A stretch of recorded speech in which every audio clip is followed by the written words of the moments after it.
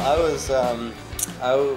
didn't even really know much about slow food. I was just gardening, and someone in my hometown had told me about this thing, Slow Food Nation, and all my heroes like Alice Waters would be there, and maybe I'd get to meet one of them, and I went there and talked at an open mic, and someone heard me there and asked me to teach at this talk at this other event, this big eat-in for the youth, and then afterwards I saw Alice there, and I was like, oh, maybe I'll get to sneak in a word, maybe just a hello. And of course, Alice, being her generous, warm self, talked to me and gave me encouragement, and then it sort of, the relationship just kind of went from there. Edible Schoolyard, and the difference between Edible Schoolyard and Project Sprout captures the beautiful difference between our work and the two sides of what we're working on. Edible Schoolyard was the thing that started it all. It's the thing that everyone knows and sees it as a like a North Star almost, that they can follow as guidance and as inspiration, and I think we're working at two different angles, and they're the two important angles that need to be accomplished. You're teaching the world, and you're meeting with Obama and shaping our nation, and I'm working with my friend Lukey to try to get him to get up early on Saturday morning to come to the garden. And those two spectrums, the two ends of that spectrum, have to be worked on.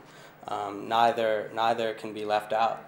And Edible Schoolyard and Project Sprout, for me, capture those two sides. The Edible Schoolyard was something that came into being from the outside, and from the biggest possible vision of how to change the food system. I think what's going to happen next is that many people who both have been influenced by your example, but many young people will see that big idea and be able to really go right ahead and do it in their schools. I mean, it's incredibly hopeful for me to see the project that Sam's involved with and have him come to Terra Madre and speak to the assembly here, the biggest assembly of people, and to have people respond in the same way I have. What's going on right now is a whole reimagining of living on a farm, or producing cheese, or going fishing. It's become a kind of rich cultural experience that is bringing people from the city out to the farms. I mean, it's kind of amazing that it's been reversed in this very short period of time. And I think, in a way, it's just because we've been so disconnected to our culture and our agriculture.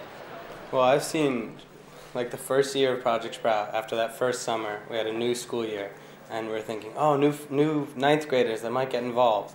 And one timid ninth grader stepped out and started to come to meetings and started to come to the garden.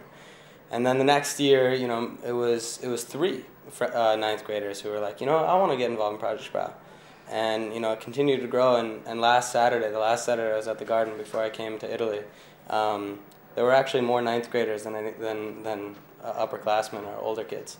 And obviously, to other people, that might sound like a tiny little thing. It's a few kids, it's at one school, but to me, that's the symbol of what's happening, which is what you're talking about. You go to farmers markets 10 years ago, and most people had white hair. And at my farmer's market now, half the people are just fresh out of college, and it's slow work, it's slow food, it's inch by inch, it's step by step, it's school by school, kid by kid. But I don't think we've ever been at a point where we're more sort of confident that at least what we're doing is leading to a pretty big change in our country and in the world.